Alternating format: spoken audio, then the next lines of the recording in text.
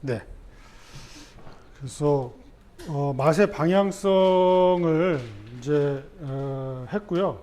오늘 이제 배우실 내용은 이제 그동안에 배운 것을 토대로 그동안에 배우신 것을 토대로 해서 또 로스팅을 할 건데 지난 시간하고 지지난 시간에 이제 물리적 변화와 화학적인 변화를 배웠어요. 그래서 그 물리적인 변화와 화학적인 변화를 뭐 다 알고서 로스팅을 해야 된다. 물론 그건 아니에요. 근데 그거를 이론적으로 많이 바탕을 하고 할수록 내가 로스팅을 하면서 그거에 대한 지식을 많이 알면 알수록 좀 더 정교하게 로스팅을 할 수가 있게 돼요. 그래서 조금 힘드시더라도 자꾸 그 보시면서 익히어 보시도록 하고, 이해가 잘 안 되시더라도 일단 당장은 좀 외워 보시고, 그러면서 계속 경험이 쌓이면서 그런 것들이 채워져 나갈 겁니다. 아마도.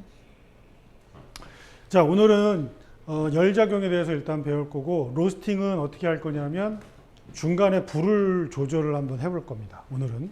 그래서 오늘의 그 여러분들이 테이스팅 결과를 토대로 해서 185도에 투입하는 게 좋았다. 그리고 열량을 1로 가는 게 좋았다. 이제 이렇게 시작을 했으면, 그럼 여기에서는 드림 용도로 먹기에는, 그리고 얘가 원래 가지고 있던 맛과 향이 잘 표현이 되는 지점에서 배출하는 것이 210도 전후에서 하는 것이었다 라고 하면, 밸런스가 그래도 좋은 쪽이라고 하면 210도 전후에서 일단 배출을 하고, 우리가 목표로 하는 것은 1차 크랙의 정점에서 빼는 걸 목표로 할게요. 이제 앞으로는 1차 크랙의 정점이라고 하는 건 뭐냐면 1차 크랙의 정점이라고 하는 것은 크랙과 크랙의 간격이 제일 좁을 때예요. 크랙과 크랙의 간격이 제일 좁을 때, 소리의 간격이 제일 좁을 때, 그러니까 굉장히 왕성하게 터질 때죠. 근데 그 왕성하게 터질 때가 언제인지 확인이 되는 지점은 꺾일 때죠. 꺾였으니까 조금 전에 왔었네, 정점이 왔었네를 판단할 수가 있잖아요. 그래서 우리가 1차 크랙의 정점이라고 하면 1차 크랙이 제일 왕성한 지점을 살짝 지났을 때를 얘기를 하는 거예요.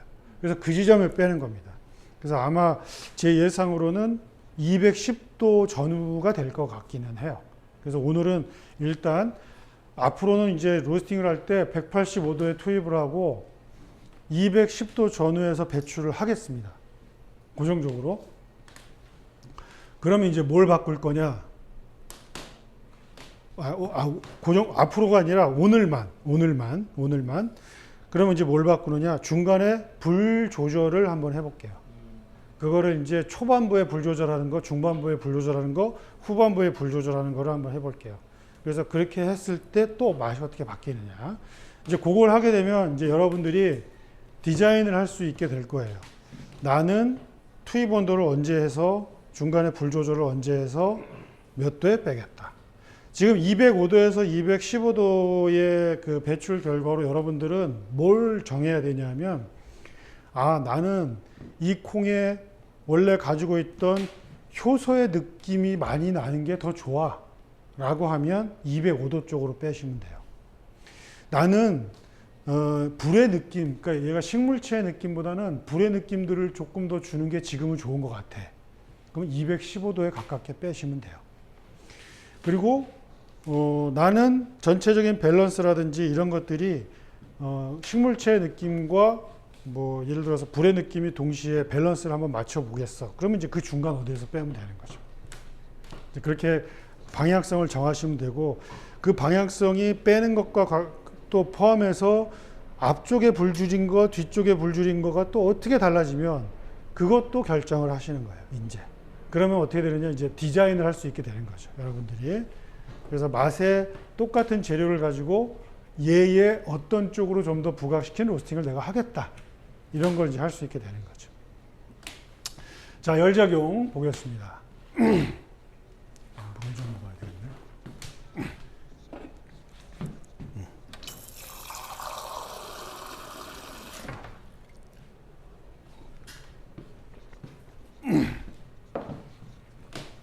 자, 지난 시간에 이제 우리가 공부를 했습니다. 향기 물질이 생두 상태일 때는 약 300종의 향기 물질이 있는데 그 중에서 한 100여 종은 사라지고 200종이 포함이 됐는데 그 중에 없던 애들이 약 800종이 향기 물질로 나타난다. 생긴다. 그래서 최종적으로 로스팅을 하고 난 원두에는 약 1000여 종, 지금까지 밝혀져 있는 게 1000여 종이다. 앞으로 저거는 더 늘어날 가능성이 높다. 왜냐하면 과학기술이 발전하면 점점 감지할 수 있는 것들이 많아지니까 더 늘어날 거다. 이렇게 말씀드렸죠. 그 다음에 마이야르 반응이 중요하다. 이거 스펠링이 틀렸네요. L 하나 빠졌어요. 자, 마이야르 반응이 중요하다라고 얘기를 했어요. 마이야르 반응은 쉽게 얘기하면 단백질과 탄수화물의 유효 성분들이 만나서 반응, 맛과 향이 생성되고 있는 과정이다. 그래서 새로운 맛과 향이 나타난다. 포도당, 그러니까 환원당, 설탕이죠, 설탕. 설탕과 아미노산이 만나서 화학 반응을 일으켜서 색깔도 나타나고 새로운 맛과 향이 나타나는 과정이다. 콩의 입장에서 그러니까 재료의 온도가 150도 정도가 되면 보통 시작을 한다라고 알려져 있고요. 비효소적 갈변 반응이다라고 하는 얘기는 효소에 의해서 갈변화가 되는 거가 우리가 식물체가 상처를 받았을 때 효소를 내뿜어서 색깔이 변하는 거를 우리가 효소적 갈변화라고 얘기를 하는데 그런 효소가 아닌 열에 의해서 갈변 현상이 일어나기 때문에 비효소적 갈변 반응이다라고 얘기를 하는 거예요. 글루코실아민이라는 애와 멜라노이딘이라는 색소 물질이 생성되고 있다. 마이야르 반응과 캐러멜 반응이라고 하면은 뭔가 근사한 맛과 향이 그리고 스윗한 느낌이 들 수도 있겠지만 연상이 될 수도 있겠지만 실제로는 쓴 애들이 생성되고 있는 과정이다 라고 얘기를 했어요. 캐러멜화 반응도 마찬가지죠. 당분이 산화 또는 열분해로 맛과 향이 변화되는 거, 분해가 되고 있는 거고 170도 정도, 그러니까 재료의 입장에서 170도 정도가 되면 시작이 되고 설탕이 달고나처럼 설탕이 브라운 색깔의 색소로 변하는 거 그게 이제 캐러멜화 반응이다 그렇게 얘기를 했어요. 캐러멜화 반응에서 주의해야 될 것은 단맛은 없다. 쓴맛이 생성되고 있는 거다. 그러니까 실제로는 설탕 성분이 분해가 돼서 쓰고 떫은 애들로 바뀌고 있는 과정이다. 그 다음에 당분에 의해서 이산화탄소도 많이 생긴다라고 얘기를 했죠. 그래서 우리가 로스팅을 하고 나면 생두 상태일 때는 이산화탄소가 그 안에 없지만 원두 상태일 때는 그 안에 이산화탄소가 많이 생성이 돼요. 그거의 하나의 원인 물질이 설탕, 당성분이다. 그 다음에 로스팅하는 과정에서 거의 다 사라진다. 아세트산과 포름산이 발생이 된다. 그러니까 설탕, 당성분이 분해가 되면서 아세트산도 많이 생긴다. 그래서 우리가 생두 상태일 때보다 로스팅 이전보다 아세트산의 기여도가 아세트산의 양이 25배까지 많아질 수 있다라고 배웠죠. 기억이 나실지 모르겠지만 배웠어요. 그래서 그렇게 되는 이유가 설탕 성분의 분해로 아세트산이 생성이 되기 때문에 그렇다. 그런 거예요. 그 다음에 한 잔에 담기는 커피에서의 유기산의 농도를 볼 때 클로로겐산이 압도적으로 많다. 클로로겐산이 압도적으로 많은 이유는 클로로겐산이라는 거는 모든 식물체에 조금씩은 다 있는 애들이에요. 그러나 이상하리 많지 커피에 압도적으로 많아요. 그래서 클로로겐산이 건강에 기여하는 바가 크다. 저게 대표적인 우리 몸에 긍정적인 영향을 준다고 하는 대표적인 항산화 물질입니다. 그 다음에 말씀드린 대로 쓰고 떫은 맛을 내는 퀴닉산, 그 다음에 과일의 느낌을 주는, 그리고 이제 시트러스 계열, 감귤류의 뉘앙스를 주는 구연산, 아세트산, 젖산, 그 다음에 사과산, 인산 이렇게 들어있어요. 자, 이제 오늘 수업 내용입니다. 자, 여기 앞에까지 복습을 했고요. 자, 로스팅 하면서 제가 계속 언급을 했어요. 로스팅에서 콩에 전달되는 열의 종류는 3가지입니다. 대류열, 전도열, 복사열. 대류열은 쉽게 얘기하면 열풍. 드라이기 있을 때 나오는 그 뜨거운 바람, 그게 이제 대류열이에요. 그래서 우리 반 드럼형 로스터인 이 프로스터의 구조를 보면 드럼 뒤쪽에 타공망이 뚫려 있고 구멍이 뚫려 있고 저 위에 안에는 고깃집에서 연기 빨아들이는 그 브로어 있죠. 그거랑 똑같은 거예요. 바깥쪽으로 그냥 쭉쭉 빨아내는 거예요. 그런 브로어가 달려 있어요. 그러다 보니까 열은 가하고 있고 바깥쪽으로 계속 모터가 돌면서 바람을 빼내고 있다 보니까 바람에 공기의 흐름이 생기죠. 쭉 빠져나가는. 근데 여기서 뜨거운 열을 가하고 있으니까 뜨거운 열에 열풍이 생기는 거예요. 그게 대류열이에요. 그게 대류열. 그래서 대류열이 콩을 익히는 데 큰 기여를 하고 있다. 그 다음에 전도열은 뭐냐? 프라이팬에 달구면 뜨겁잖아요. 이제 그게 전도열인 거죠. 접촉열이라고 볼 수도 있어요. 그래서 접촉을 해서 열이 뜨거운 쪽에서 차가운 쪽으로 전달되는 거. 이게 이제 전도열이다. 그 다음에 복사열이 있죠. 복사열. 복사열은 그냥 자체가 뿜어내는 그런 열이에요. 태양열이 복사열이에요. 그리고 사람 옆에 이렇게 가면 뜨겁죠. 열이 느껴지죠. 그게 복사열이에요. 네. 그래서 콩과 콩 사이끼리도 복사열에 영향을 준다는 거죠. 그리고 드럼도 달궈지면 접촉이 되지 않더라도 그거 자체에서 뿜어 나오는 열이 있죠. 그래서 그것도 복사열이죠. 그렇게 구분을 하시면 돼요. 그런데 로스팅에서 콩에 영향을 주는 열 가운데 복사열의 기여도는 그렇게 크지가 않습니다. 굉장히 미미해요. 그래서 이거는 전제가 있어요. 반열풍식 드럼 로스터일 경우에. 다른 것도 있어요. 그 최근에 나오는 뭐 스트롱홀드나 전기식 로스터들 같은 경우에 복사열의 비중을 많이 키우기도 합니다. 실제로. 복사열 뭘로 주는지 아세요? 할로겐 등 같은 거 있죠. 할로겐 등. 네.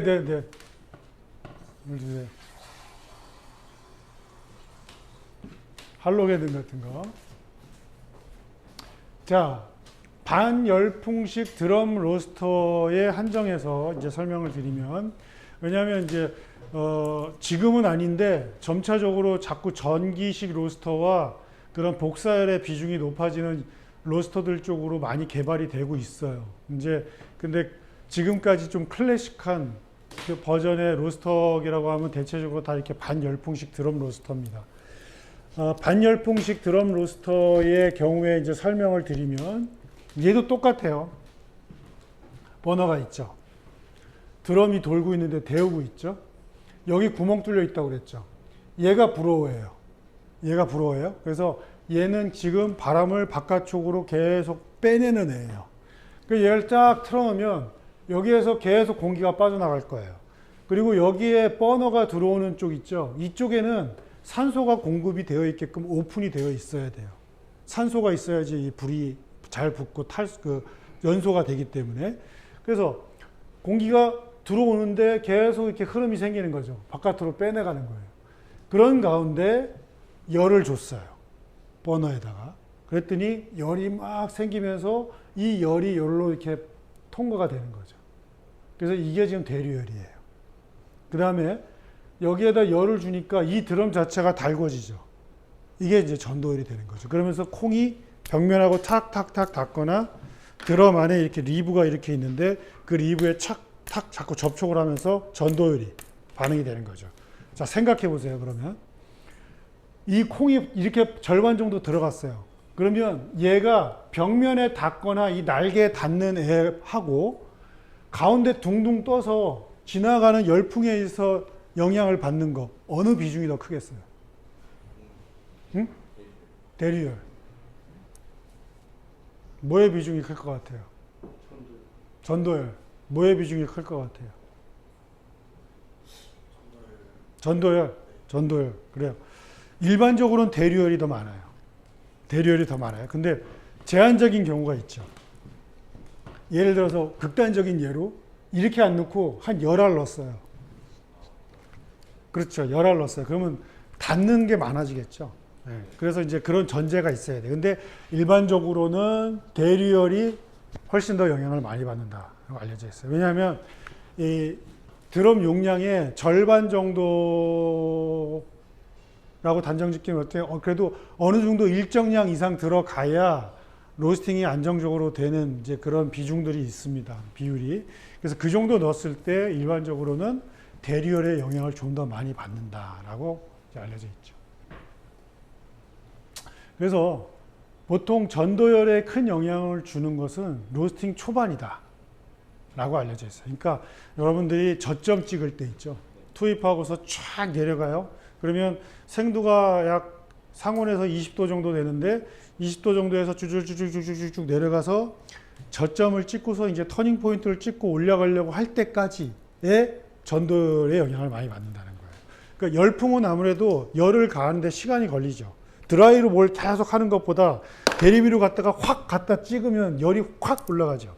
근데 드라이로 아무리 똑같은 거에도 얘보다는 내릴 수밖에 없죠. 그러다 보니까 앞쪽에 탁 들어갔을 때 탁탁탁 닿아서 열을 확 주는 거예요, 걔한테. 그래서 초반부에는 그래도 전도열의 영향을 좀 더 많이 받는다. 이렇게 알려져 있죠.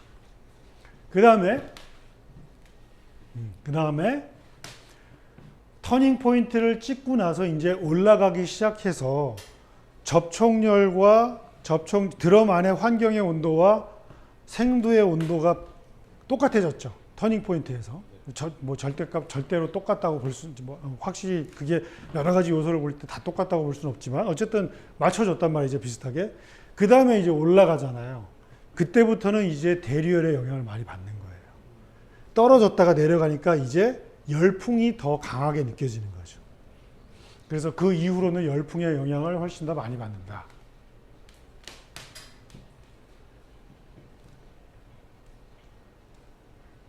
자, 요거를 한번 보세요. 이제 말로 제가 계속 설명드렸던 내용입니다. 터닝 포인트가 좀 더 높게 온 것과 낮게 온 거예요. 투입 온도는 190에서 똑같이 시작을 했으나 하나는 터닝 포인트가 90한 6 됐겠다. 96 정도 되는데 하나는 80 원절이죠. 그래서 여기서 시작해서 똑같은 열을 줬어요. 그랬더니 이렇게 계속 간격이 벌어지죠. 좁혀지질 않았어요. 그러면 얘는 지금 190도 정도에서 190 정도 넘었나? 190 좀 넘은 상태로 배출을 하는데 얘는 190 넘은 상태에서 배출하려면 더 가야 되겠죠. 이렇게. 여기서 빼야 돼요. 시간이 훨씬 늘어지죠. 그러면 지금 여기로 봤을 때는 이 색깔이 칠해져 있는 부분 있죠. 얘가 콩이 받은 총 열량이라고 봐야 돼요. 색깔이 칠해져 있는 부분. 그러면 그 밑에 있는 부분이 밑에 샘플이 받은 총 열량이에요. 얘가 훨씬 많죠. 얘가 훨씬 많아요. 그러면 얘는 이마만큼의 열량을 주기 위해서 더 끌고 가야 되겠죠. 그러니까 뭐 이렇게 나온다고 해서 똑같은 결과물이 물론 나오는 건 아니에요. 근데 그냥 연상하시기를 콩이 받아야 될 열량이 비슷하게 또는 얘가 받은 만큼 주려면 얘는 당연히 더 가야 되는구나. 그러면 이제 여러분들이 오늘 얘의 그 열량을 조절을 할 때 내려왔다가 강한 열로 갔다가 꺾을 거잖아요. 뭐 열량을 낮출 거잖아요. 그러면 얘가 이런 식으로 내려갈 거예요. 그러면 여기에서 빠지는 거를 보완을 해야 돼요. 어디선가는. 예를 들면 앞에서 좀 열을 세게 준다든지 투입 온도를 높인다든지 이런 방식으로 보완을 해줘야 되는 거예요. 그래서 전체적으로 받는 열량을 고려를 했을 때 그냥 하나의 온도로, 그러니까 하나의 열량으로 쭉 가는 것보다는 중간에 변화를 줄 때는 그 변화 준 만큼을 어디선가는 보완을 해줘야 되는 거예요. 그래서 열 조절을 만약에 중간에 할 것 같다 싶으면 앞쪽에 열을 조금 더 세게 준다든지 투입 온도를 조금 높인다든지 이런 식의 변형이 필요한 거죠. 그래서 오늘 만약에 해서 앞쪽에 불 줄인 거, 뒤쪽에 불 줄인 거의 결과가 나오면 그걸 토대로 해서 여러분들이 투입 온도도 한번 바꿔보세요. 자, 열량과 시간의 함수다. 로스팅은 열량과 시간의 함수다. 열량의 총합. 이 앞에서 나온 이 열량의 총합 있죠. 이 열량의 총합. 이 열량의 총합이 같더라도 시간이 다르면 열량의 총합을 맞추기 위해서 얘가 더 갔어요. 그래서 맞췄어요. 시간이 더 갔죠. 시간이 같더라도 결과가 당연히 클 수밖에 없어요. 그렇죠? 이해되죠, 이거는? 그 다음에 시간이 같더라도 열량 총합에 따라 결과가 다르다. 시간이 똑같이 뺐는데 열량 총합이 다르니까 결과가 전혀 다르다. 그 얘기예요.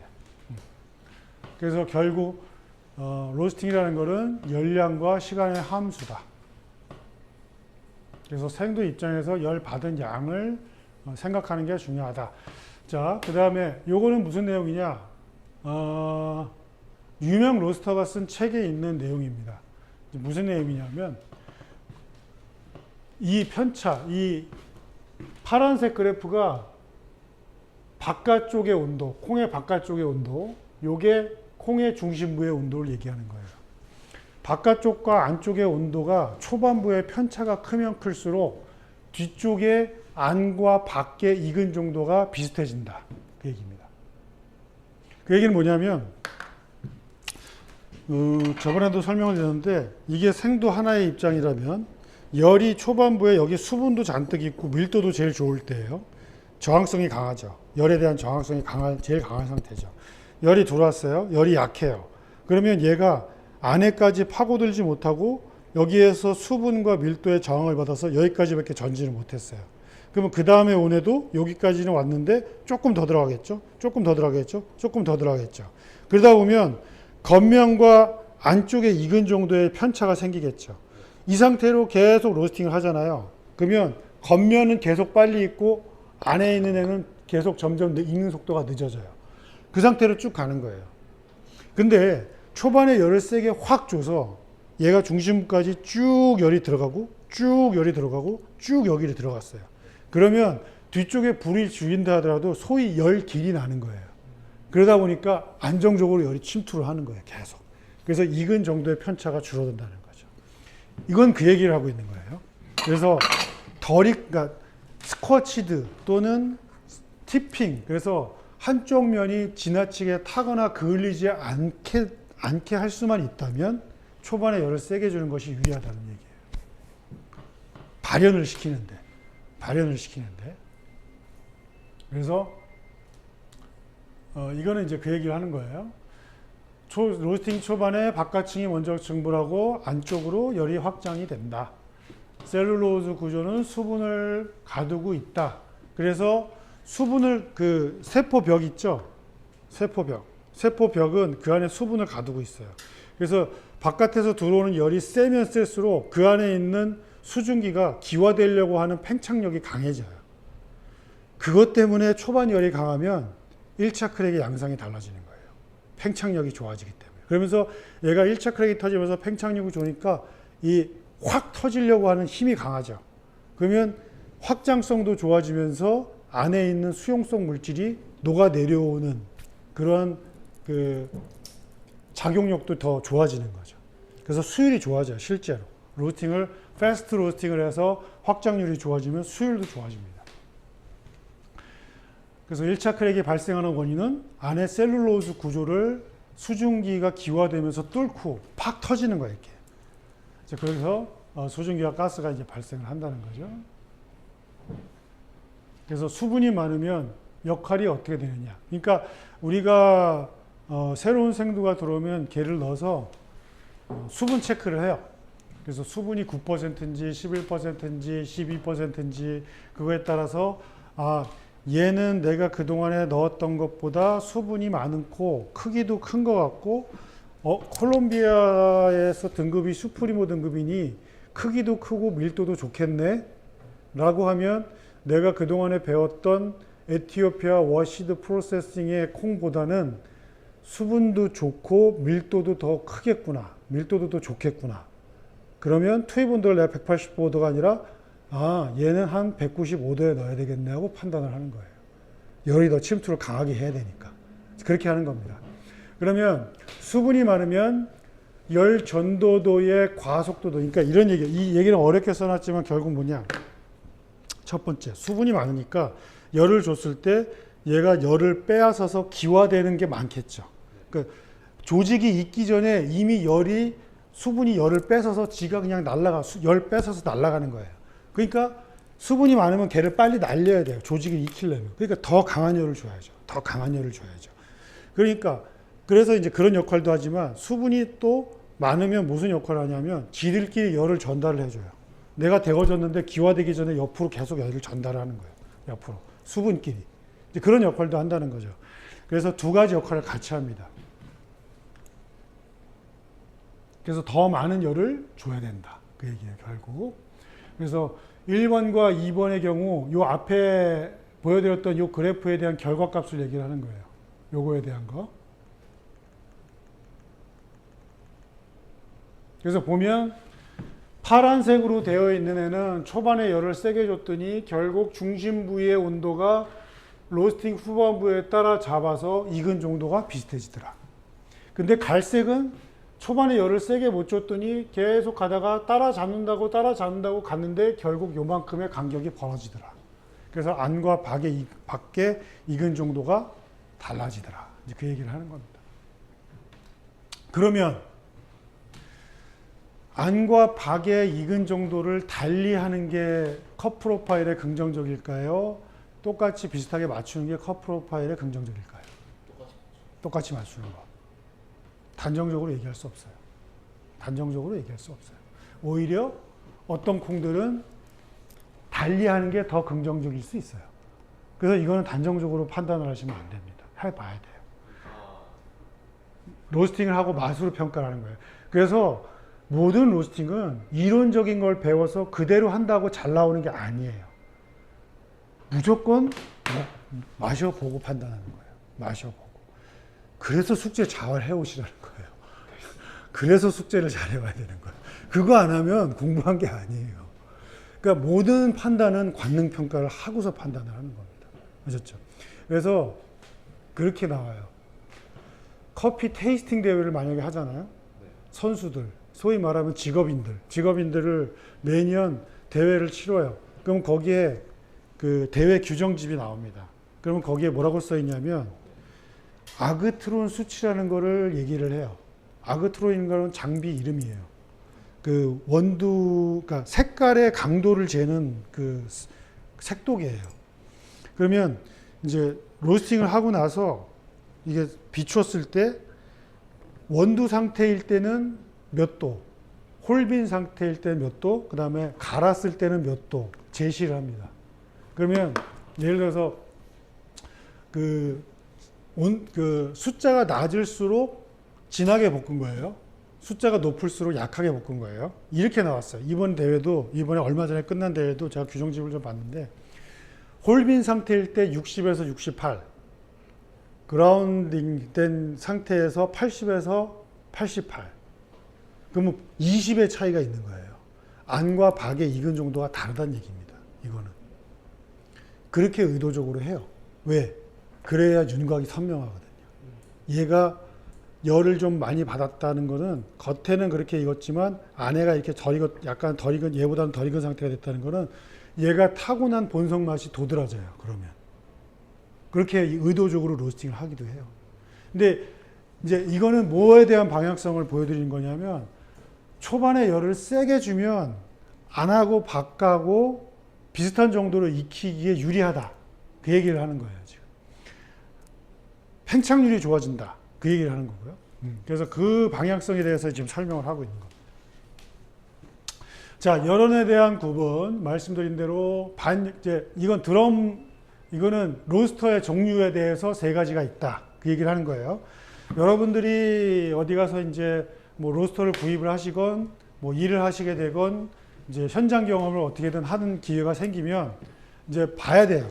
얘가 타입이 어떤 타입인지, 반열풍식인지, 직화식인지, 또는 그 열풍식인지, 이제 그걸 봐야 돼요. 그 이제 제일 많이 쓰는 게 이거예요. 한 체감상 제가 현장에서 사용하고 있는 로스터 가운데 70에서 한 80%가 이걸 쓰고 있어요. 우리가 쓰고 있는 이 로스터입니다. 계속 이제 설명했으니까 요거는 이제 쉬우실 거예요. 브로어가 있고 열풍이 나가고 데워지면서 전도열 그러면서 빠져나가는데 여기에서 이제 그 실버 스킨 있죠? 그 파치먼트 안에 있는 실버 스킨 그 실버 스킨이 떨어져 나와요. 그러면서 열풍 타고 이렇게 갑니다. 그러다가 여기로 빠져나가다가 얘는 위로 돼 있죠.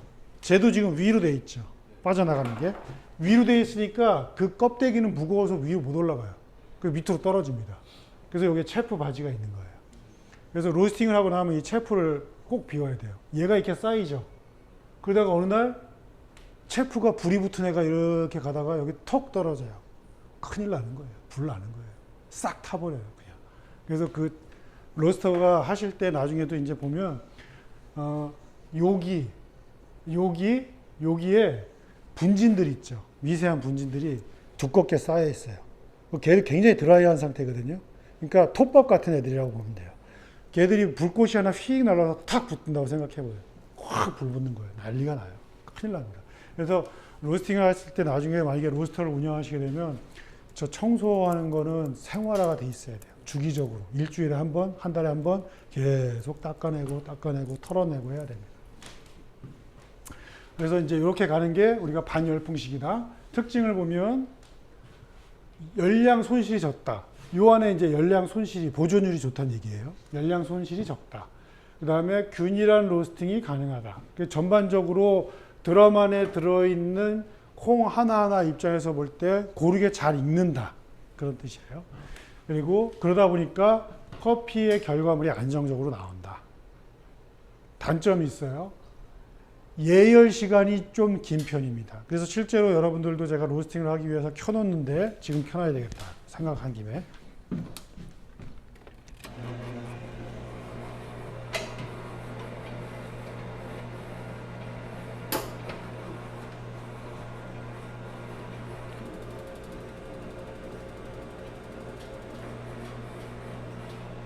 그래서 예열 시간이 보통 한 3, 40분 걸립니다. 그리고 개성적인 맛 표현이 직화식에 비해서 어렵다. 그러니까 그냥 무난하게 안정적으로 갈 수 있다. 이제 그런 뜻인데 직화식에 비해서 그렇다는 얘기예요. 직화식에 비해서. 그럼 직화식은 뭐냐? 다 똑같은데 드럼식 열풍 드럼 이거랑 똑같은데 드럼에 이렇게 타공망이 있어요. 옆면에. 뒤쪽만 있는 게 아니라 옆면에 있어요. 그러다 보니까 불꽃이 안으로 직접 들어갑니다. 이렇게. 그래서 콩이 불꽃에 직접 닿아요. 그러다 보니까 이제 좀 개성적인 맛과 그 예열 시간도 짧은 뿐더러 이제 조금 다크한 느낌의 구운 스모키한 이런 쪽으로 표현이 많이 되는 거예요. 일본식 커피 배우신 분들이 이걸 많이 썼어요. 후지 로얄이라는 로스터가 있습니다. 후지 로얄. 근데 그 후지 로얄이라는 일본식 로스터가 이런 식이에요. 직화식입니다. 그래서 우리 커피 1세대 분들 지금 연세가 60대 중후반 되신 분들이세요. 그 우리나라에 이제 이 원두 커피와 로스팅의 이런 것들을 처음 배워서 이제 도입을 하신 분들, 그분들이 이제 한 60대 후반 정도 되셨는데 그분들이 커피를 배운 게 일본에서 배우셨어요.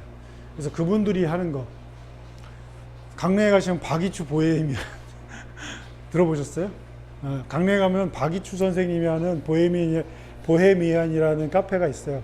그분이 커피 1세대 분이에요. 이렇게 해서 이제 드립을 할 때도 여기에다가 동전만한 구멍 쫙 해서 한 방울씩 똑똑똑 떨어뜨려요. 그러니까 로스팅도 진하게 다크하게 좀 하는데 거기에다가 좀 곱게 갈아서 한 방울씩 떨어뜨려서 핸드 드립인데 에스프레소처럼은 아니지만 진한 액이 나오는 거예요. 아주 진하고 농축된 액을 뽑아내서 거기에다가 물을 좀 섞어서 이렇게 먹는 그런 방식입니다. 그 다음에 최근에 많이 개발되고 있는 것들은 이런 식으로 많이 나와요. 열원이 직접적으로 콩이나 드럼에 열을 주지 않아요. 열원은 따로 있어요. 열원은 따로 있고 이 브로어의 힘만 가지고 열풍 가지고만 굽는 거예요. 그러니까 소위 말하는 드라이 열 가지고만 하는 거죠. 이제 그런 것들이 요새 굉장히 많이 나와요. 왜냐하면 요즘에 대체적으로 나오는 새로 개발되는 로스터들이 가스를 잘 안 써요. 가스가 이제 몸에 안 좋은 것들이 자꾸 있다 그러니까 이제 전기를 씁니다. 자꾸. 그래서 전기를 가지고 열원을 쓰다 보니까 뭐 히터, 호일 이런 거 있잖아요. 그런 걸로 강하게 열을 하거나 할로겐 등 이런 거 가지고 열을 가하는 이런 방식으로 합니다. 전기를 굉장히 많이 먹죠. 진짜로. 근데 이거 다 전기로 해결이 되거든요. 그러다 보니까 이제 이 힘만 가지고 열을 익히는 거예요. 그게 열풍식입니다. 이런 열풍식의 단점이 뭐였냐면 아무래도 열이 약하겠죠. 열이 약할 수밖에 없겠죠. 이제 그래서 그 열이 약하다는 문제를 해결을 못했는데 뭐 최근 몇 년 사이에 나온 것들은 다 해결을 했어요. 그래서 심지어 이 SCA에서 스페셜티 커피 어소시에이션에서 하는 대회도 열풍 로스터를 해요. 그래서 많이 해결을 했습니다. 로스팅 시간이 짧고 열량 손실이 가장 적다. 왜냐? 가둬놓고 하거든요. 그러니까 열 손실이 없게 거의 그 환경을 가둬놓은 상태로 해요. 그러다 보니까 열량 손실이 제일 적습니다. 그리고 대량으로 로스팅하기가 좋죠. 그냥 열량만 해결이 되면 때려놓고 그냥 열풍을 확 때리면 되니까 이제 이렇게 되죠. 그 다음에 예열 시간이 가장 길어요. 왜냐하면 아무래도 바로 이렇게 접촉에 의해서 확 열을 주는 게 아니라 바람으로 열을 주다 보니까 온도를 올리는데 시간이 많이 걸리죠. 근데 열량 손실이 적다 보니까 들어가면 한꺼번에 많이 볶기는 좋죠. 근데 문제는 열 조절함에 따라서 열 변화가 적으니까 맛이 개성적으로 안 나와요. 그냥 무난하게 싹 볶이는 그런 형태로 되는 거죠. 그런 차이점이 있다라는 거. 그 다음에 여러분들이 이제 아셔야 되는 거, 투입 온도, 이제 영어로는 저렇게 얘기해요. 차지 템퍼레처, 터닝 포인트, 드라이 페이즈, 마이야르 리액션, 퍼스트 크랙, 디벨롭먼트 타임, 세컨드 크랙, 드롭 템퍼레처, 그 다음에 ROR, 저 스펠링이 틀렸는데 아직도 안 고쳤네요. Rate of Rise예요. RATE of Rise. 온도 상승률. 온도 상승률은 뭐냐? 30초 만에 온도가 몇 도 올라갔느냐. 1분 만에 온도가 몇 도 올라갔느냐. 그러니까 그 기울기를 얘기하는 거예요. 그래프의 기울기. 그게 온도 상승률이에요. 그 다음에 DTR은 뭐냐? Development Time Ratio라고 해서 1차 크랙에서부터 배출까지 1차 크랙에서 배출까지의 걸린 시간이 전체 로스팅 시간에서 차지한 비율을 얘기하는 거예요. 그러면 전체 로스팅 시간이 10분 걸렸어요. 1차 크랙이 8분에 왔어요. 그러면 DTR이 몇 %예요? 응? 자, 다시 20%죠. 네, 요걸 얘기하는 거예요. 요거. DTR은 요걸 얘기하는 거예요. 그래서 20%. 그래서 예전에 그렇게 소통을 했어요. 아, 드립용으로 커피를 볶는 거는 DTR이 20%는 넘으면 안 돼. 이렇게 소통을 했어요. 아, 에스프레소로 로스팅하는 콩은 그래도 DTR이 30%는 넘어야지. 이렇게 소통을 했다는 거죠. 그래서 로스팅의 배전도의 강함과 약함, 다크함과 라이트함을 이런 걸로 이제 소통을 했다는, DTR로 소통을 했다는 거죠. 뭐 여러 가지 용어들이 있습니다. 네, 넘어가고, 네, 됐어요. 자, 이제 로스팅 할게요. 잠깐 쉬었다가 이제 로스팅 또 시작할게요.